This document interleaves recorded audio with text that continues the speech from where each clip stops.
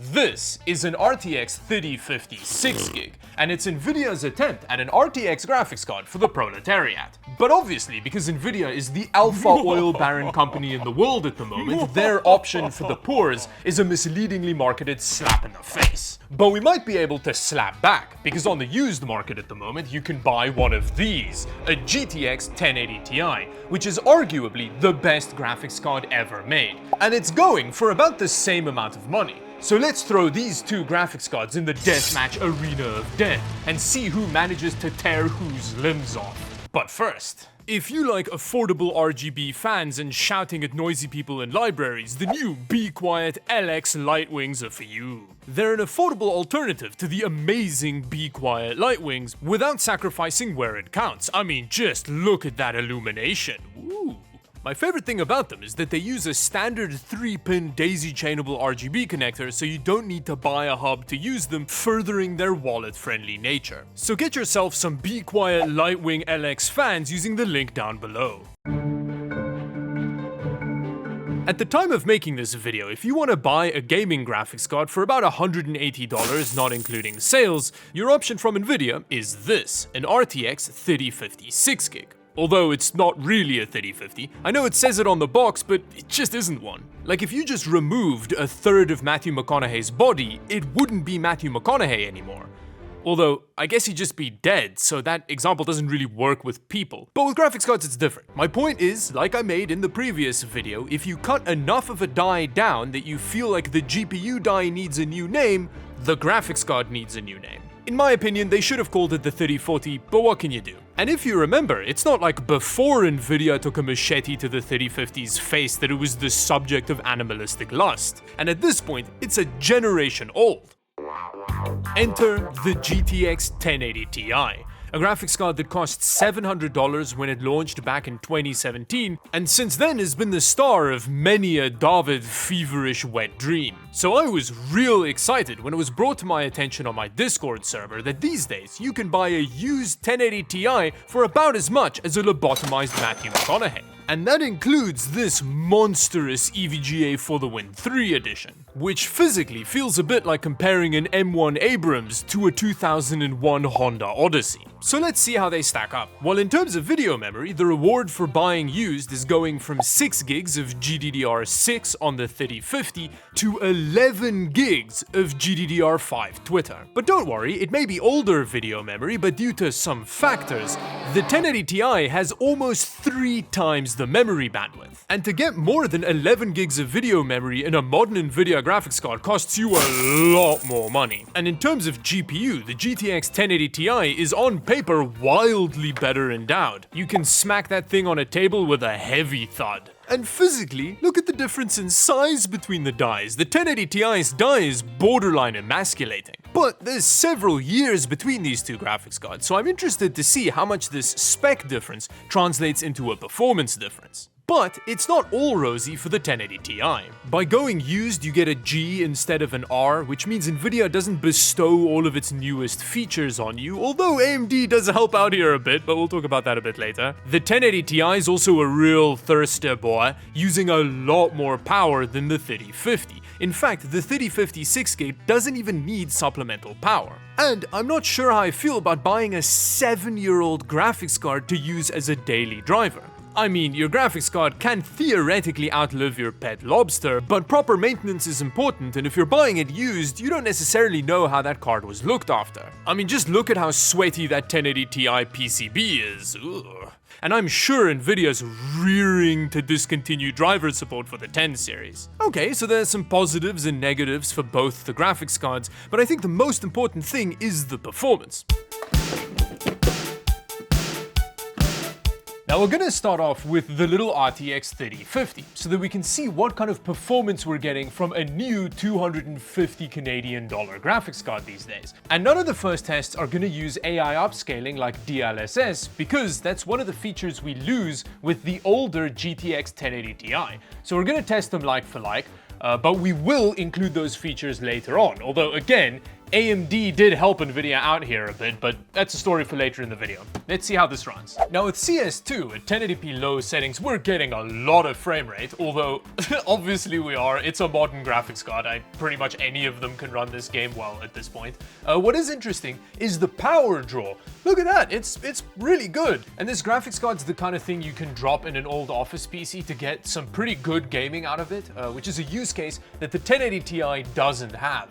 And that low power draw also means good temperatures despite of our rudimentary cooler. Now when cranking the resolution up to 1440p in an esports title like CS2 here, it actually doesn't hit the frame rate too hard, which is potentially promising for the other games. Now with Doom Eternal at 1080p ultra settings, we have lost a lot of that frame rate. It's still holding its head above water, we're getting over 100 frames per second, but it's starting to struggle with this more demanding game, and it's just gonna get worse as these games get harder. Or we crank up the resolution. Ooh, yeah, clearly with Doom Eternal is where 1440p starts kicking the little 3050's teeth in. At this point, it's borderline playable, but Doom Eternal is such a fast-paced game that it just doesn't feel very good. Moving over to Cyberpunk at 1080p medium, this is the first point where the little graphics card starts to struggle with 1080p. And, I mean, struggling with 1080p medium isn't a great look for the little card, but Cyberpunk still feels fine here, and it's running decently, and if we put just a little dash of DLSS on, it'll be a lot more playable, but 1440p may be a different story. Oh yeah, you see, that's not great. Mid-30s isn't really where you want to be, and it just shows the 3050 is very much a 1080p card, and even there, it struggles in some cases. Like, for example, The Last of Us. The Last of Us pretty much wouldn't let us run the game at higher than 1080p medium settings because the video memory limitations on this graphics card. So here we are, we're getting about 40 frames per second, so yeah, I guess it was right. We shouldn't really crank the settings any harder because it's like on the border of playable. It's definitely usable, but I would personally use a little bit of DLSS here, especially considering how well this game takes to upscaling. Just so that it feels a little bit snappier, because when you move around like that, you know, and things just get more when you get to 1440p. This clearly is outside of this graphics card's comfort zone. But with that, let's see how the bodybuilding boomer compares.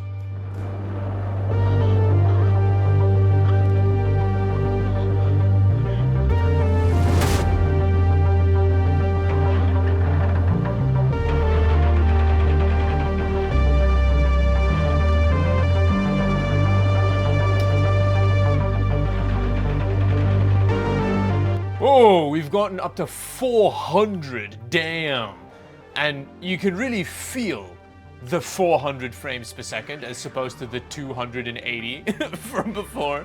It's such a stark difference. But yeah, jokes aside, the temperatures on this For the Win 3 edition 1080 Ti is really good. We're sitting at about 63 degrees Celsius, but look at that power draw. It's 3 times as much? But with the 1080 Ti using more fuel than a steam locomotive, we are handsomely rewarded in frame rate. In fact, in CS2, the 1080 Ti is significantly faster in 1440p than the 3050 is at 1080p. Oh, Doom Eternal is also doing a lot better, damn. I mean, we were getting about 100 frames per second with the RTX 3050, whereas we're occasionally hitting over 200 here. Although look at that power draw, the 1080 Ti is well thirsty, so you're gonna need a decent power supply to handle this thing. But again, stepping up to 1440p, the Chad 80 Ti is significantly faster at 1440p than the 3050 is at 1080p. I'm pretty sure the technical term for what's happening here is a shellacking. Now with Cyberpunk, I've just gone straight to 1440p because apparently that's how these cards are competing. And yeah, at 1440p we're getting a similar performance, if not a little bit better, than we got at 1080p with the 3050. Which is a little bit embarrassing for that graphics card. This is a huge performance delta. Now again, there is stuff to take into account. For example, like I've mentioned many times, the power draw is way higher. It's over 200 watts more. It does mean that you can't use the 1080 Ti in every situation you can use the 3050 in. I find it really interesting how AMD has basically invalidated one of the big selling points of the 3050 in favor of the 1080 Ti.